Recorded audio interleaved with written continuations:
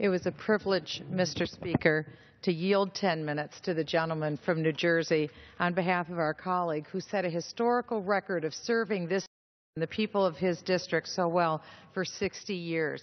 And it's a privilege for me now, Mr. Speaker, also to be in this well, to deliver what is my last speech on this floor.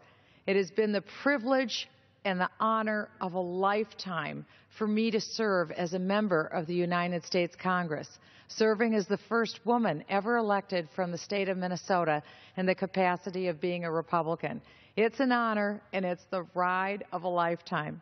And as I stand here in the well of this House, I am so filled with joy and so much happiness in understanding that the privilege that I have is one of being really a link on a chain that's gone on for hundreds of years. And I stand right here on the soil in the square feet that are the freest square feet in the world. Because you see, Mr. Speaker, it is here where any voice that holds an election certificate can speak forth the words that maybe a president of the United States would vehemently disagree with, words that maybe colleagues from one's own party and the opposing party may vehemently disagree with, words that in some sense might incent people to anger or to even riot in some cases, but words nonetheless that are free because a price was paid so that speech could be given. It's an honor. Where else could we find this level of freedom? Anywhere in the world. And that's why at the very top of this Capitol, on the Rotunda Dome, standing a full 20 feet tall, is a statue called Freedom. It's a woman, and her name is Freedom. And she stands the uppermost point in this part of our nation's capital.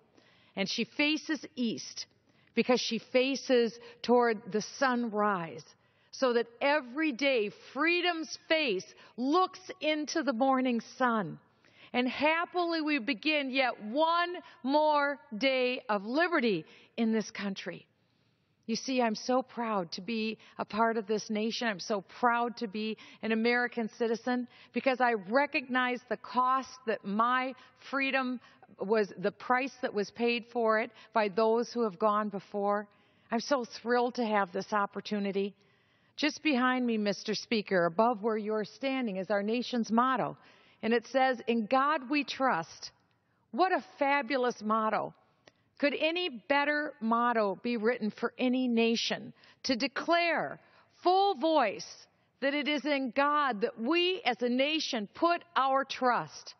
What other more trustworthy venue could there be? What other trustworthy vehicle could there be than a holy God?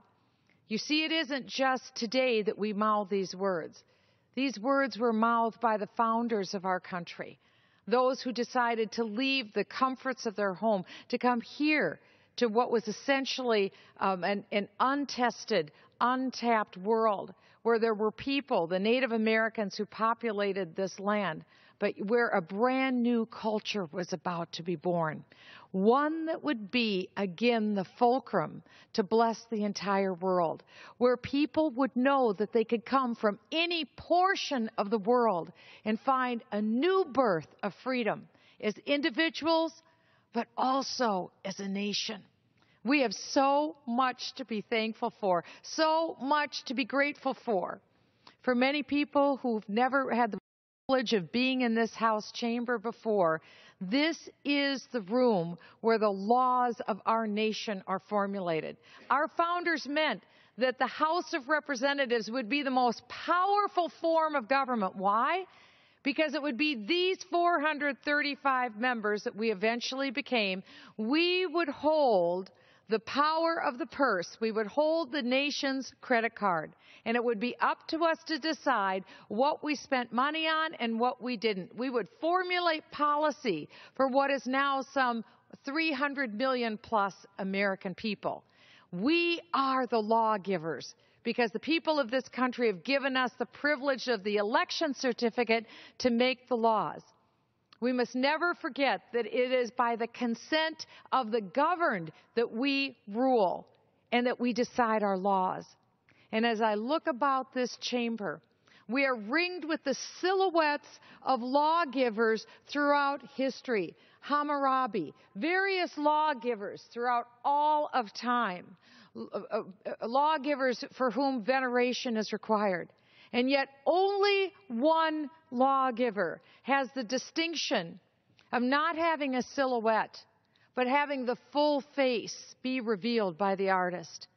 That lawgiver is Moses. Moses is directly above the double doors that lead into the centermost part of this chamber. And in the face of Moses, his eyes look straight upon not only our nation's motto, "In God we trust," but Moses' face looks full on into the face of the Speaker of the House. Daily, the Speaker of the House, as he stands up in his authority and in his podium, recognizes that he is a man under authority, just as Moses was a man under authority. Because you see, Mr. Speaker, Moses is given as for the full honor of the greatest lawgiver in this chamber, because he was chosen by the God that we trust to be entrusted with the basis of all law. The basis of all law, as was written by Blackstone, the famous English jurist, was the 10 Commandments that were given by none other than the God we trust on Mount Sinai. We know those laws. Those laws are the fundamental laws of mankind.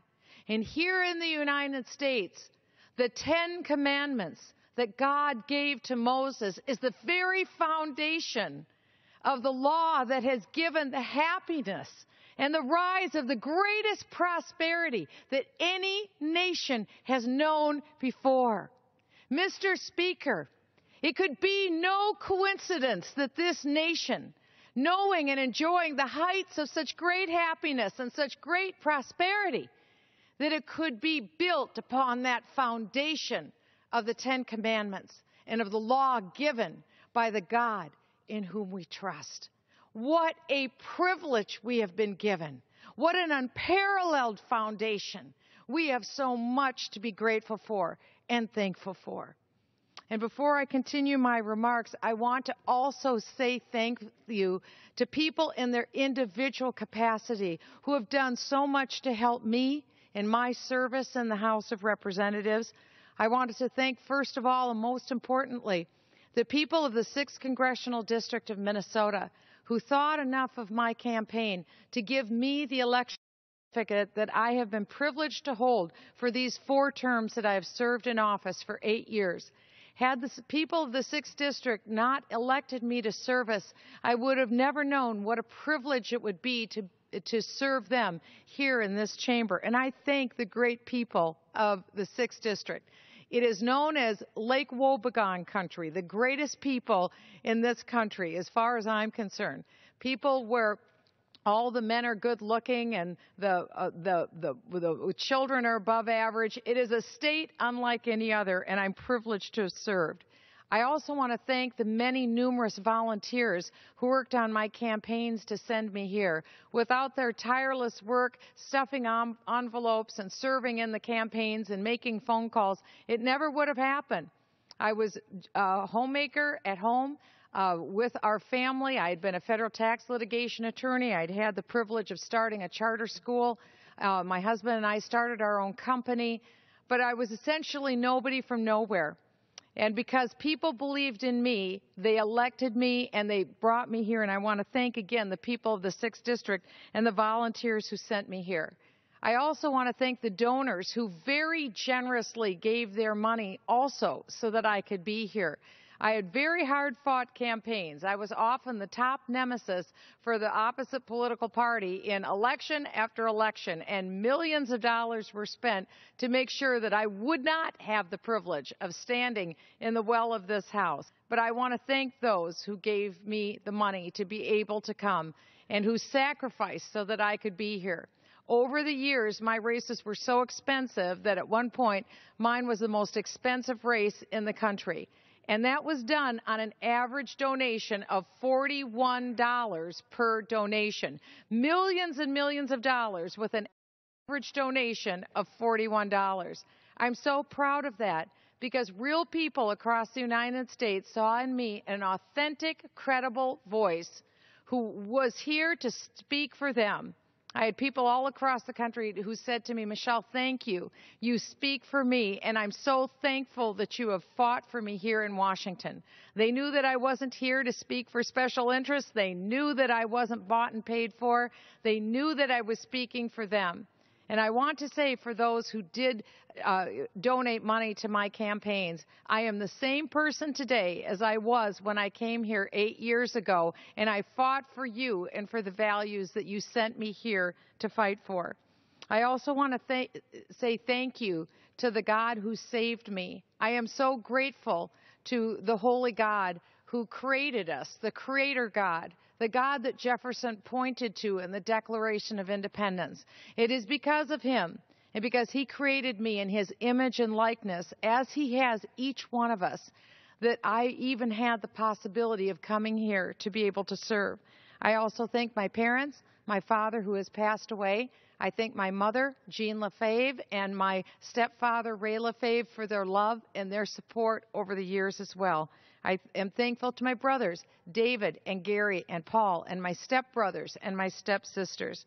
I'm thankful to my husband, Marcus, of 36 years, to our 5 wonderful children, Lucas and his wife, Christine, Harrison, Elisa, Caroline, and Sophia, and also to our wonderful 23 foster children that we were privileged to raise over the years. As I often joke, yes, I am the old woman in the shoe. I've raised 28 children, and I'm so grateful for each one of them.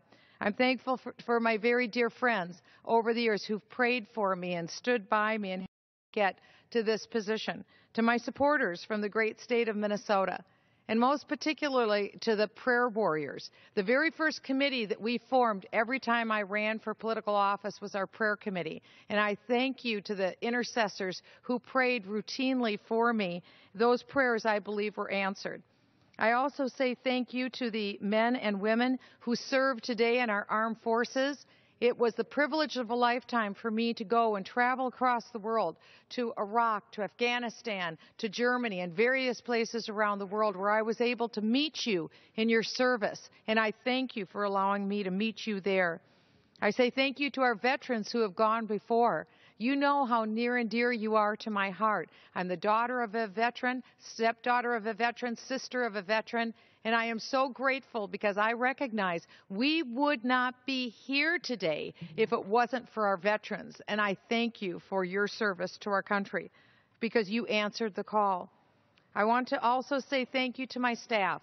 My longest serving staff member, Kim Rubin, who came with me on day one and who has served me every single day so superbly as my scheduler. There is no one quite like her, and I have absolutely no idea how I will order my life once I leave here without Kim Rubin. I say thank you to my Chief of Staff, Robert Boland, who has stepped in and done a wonderful job with our well-organized machine in our office. He makes it a joy for everyone in our office to serve. I say thank you to my Press Communications Director, Dan Kottman, who's done such a wonderful job every day challenging me to make sure that I can be as good as I can and to keep me from making the mistakes that I'm all too prone to make. For Michaela Hall, who keeps me on the current edge in absolutely everything that she does with a brilliant career in front of her. For Doyle, my dear longtime friend and legislative director, who has a heart of gold and who has served tirelessly in every form of her capacity. For Jason Fry, Sergeant Fry, who has served our nation as a veteran, but who now will be a legislative director for my successor, and he will do a wonderful job serving.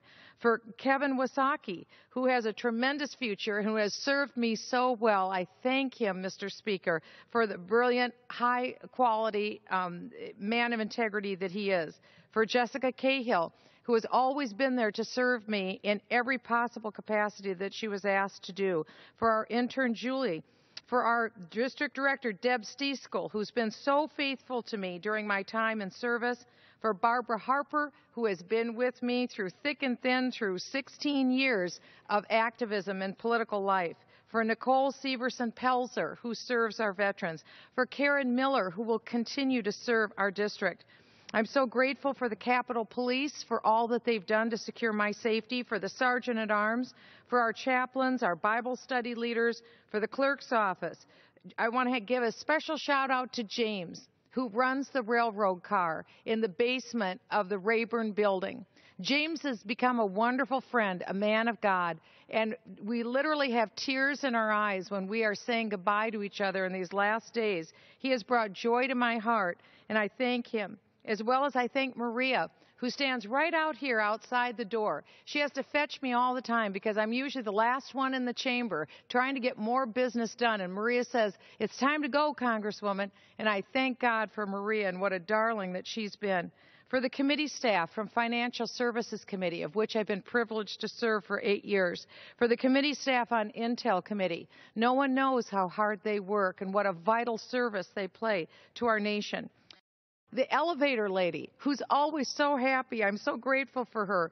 And for the two ladies at our lunch counter back in the cloakroom, to Miss Pat and Miss Doris. You are such good cooks. You make wonderful sandwiches. And I always knew that if I was short $2, you'd see me through to the next day. So thank you for believing in my creditworthiness.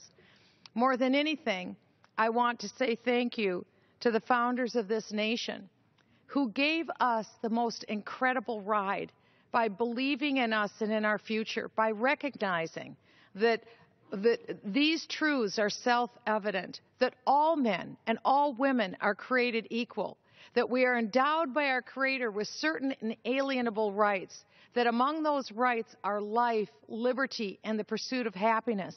And what that means to me is this: no government gave me rights that only God can give. And no government can take away the rights that only God can give. The only reason that we even have a government, and the only reason it was instituted among men, is to secure for me and for you the rights that God gave us: life, liberty, and the pursuit of happiness. Beyond that, we rule by the consent of the governed. This is a pretty simple gig to figure out here. There are things that government can't touch. Would that we would learn that. But there are things that we do. And those things that we do should be for the happiness of mankind. You see, it is our job not to think only of ourselves, but to think of the generations that are yet to come. My favorite Americans are people who didn't know they were Americans. They were the Pilgrims. They came here before our nation was founded. And I love the story that was written by Governor Bradford. He wrote in his journal, which I have in King's English multiple times. It's one of my favorite groups of people, the Pilgrims. Governor Bradford wrote that with the sorrow and the sacrifice that the Pilgrims made, you know, the very first year when they came over, fully half of them died in that first starving winter. Governor Bradford wrote that it was worth it all, because the Pilgrims saw themselves, in his words, as stepping stones. He said they willingly laid down their lives and sacrificed themselves because they looked into the future, Mr. Speaker. And they saw you, and they saw me, and they saw all of the American generations that would come after them. And they saw what a marvelous land filled with natural resources, the ability to have freedom, a completely new covenant, a completely new promise that we could make with the future. And with the God that we trust, we could have here a brand new ordered experiment in liberty. And we did. And the generations benefited. And our generation has benefited like nothing before. And that's what we too must do. And as I wind down my remarks, I say thank you, Mr. Speaker.